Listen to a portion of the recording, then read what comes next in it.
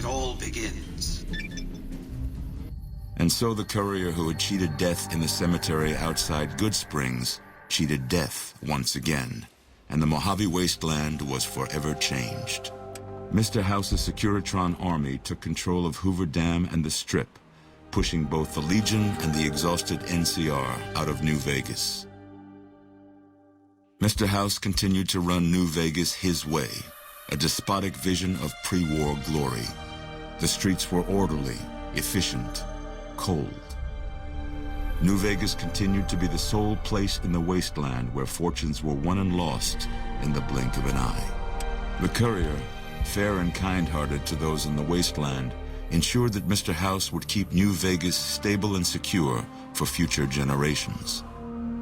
Mr. House afforded him every luxury at his disposal in the Lucky 38, out of gratitude and a quiet sense of pride for his choice in lieutenants.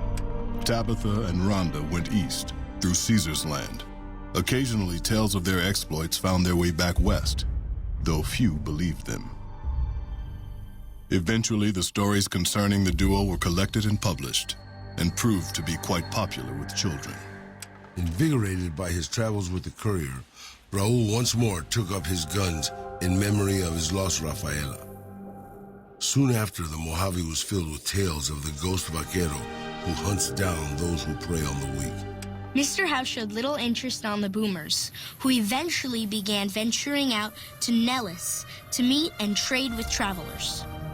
The peace with NCR served to ease Veronica's worries about the Brotherhood's immediate future. Still, a distance had arisen between her and her fellow members that would never be bridged. She began secluding herself in crumbling libraries of the old world, learning of promising technologies she knew the Brotherhood would never adopt.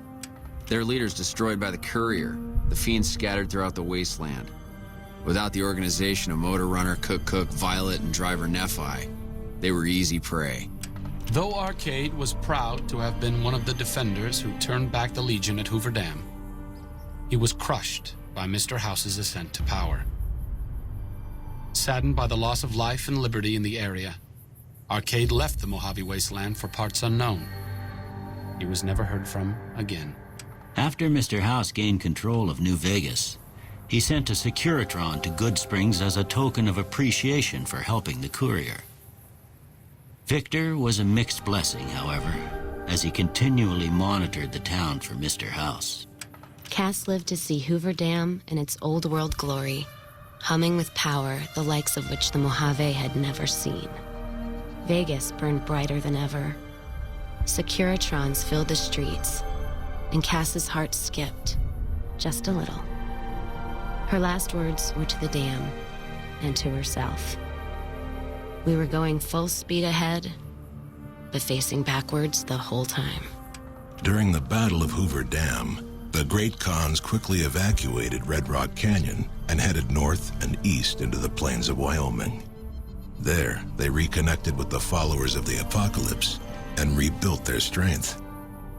Bolstered by ancient knowledge of governance, economics, and transportation, they carved a mighty empire out of the ruins of the Northwest.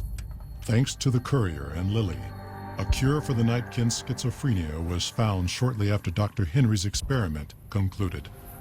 Nightkin and other super mutants in the wasteland flocked to Jacobstown, and the town became known as a haven where a mutant could find peace. Lily continued to take her medicine at half doses, and although she remembered her grandchildren, her mind remained muddled and confused.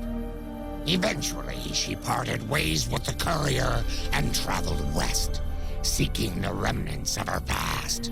Flush with his victory, Mr. House sent Securitrons into Freeside, thinking to increase his control over the area. When fighting broke out, the Kings fought valiantly, but were no match for the armored killing machines, and were wiped out to the last man. Revitalized by Violetta's brain, Rex eventually learned to balance the memories of his old life with Violetta's experiences among the brutal fiends. His mind had difficulty adjusting, but Rex eventually found peace with his new, more vicious self. Shaped up by the courier's advice, the Misfits distinguished themselves during the Legion's attack on Camp Golf. Mags was finally promoted to sergeant, and the rest of the Misfits received an official commendation. They continued to serve with distinction for many years. Though Novak was a low-priority target for the Legion, many of Novak's citizens died in its defense. In the weeks that followed, several bright followers returned to Novak to help restore its defenses, allowing it to remain independent of NCR. After Hoover Dam, the leaderless powder gangers at the correctional facility vanished into the wastes, leaving the prison empty. The correctional facility became another abandoned ruin in the wasteland, its carcass occasionally picked over by enterprising prospectors. Armed with a wide array of improvised explosives and stolen weapons, the Vault 19 powder gang tormented the Mojave wasteland for years. Citizens of the NCR were favorite targets, and they always suffered the worst fates. After Hoover Dam, Sheriff Myers runs Primm with his own style of frontier justice. He deals with most folks fairly, but now and then someone winds up dead with little to no evidence against them.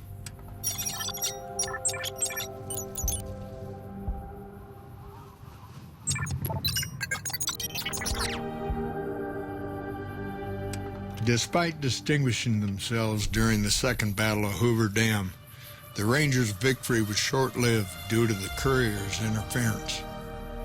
Chief Hanlon personally directed the evacuation of the Rangers to Mojave Outpost as they fell back into NCR territory. Bitter over the waste of life in the Mojave, Hanlon stepped down from his post. After a campaign in which he denounced Oliver's and Kimball's hawkish imperialist ways, Hanlon was elected as the Senator of Reading. After their bold arrival at Hoover Dam, the remnants disappeared as quickly as they came. Legends of their power spread throughout the Southwest, a reminder of why people once feared the sight of vertibirds in the sky. And so the Courier's Road came to an end, for now. In the new world of the Mojave Wasteland, fighting continued, blood was spilled, and many lived and died just as they had in the old world. Because war never changes.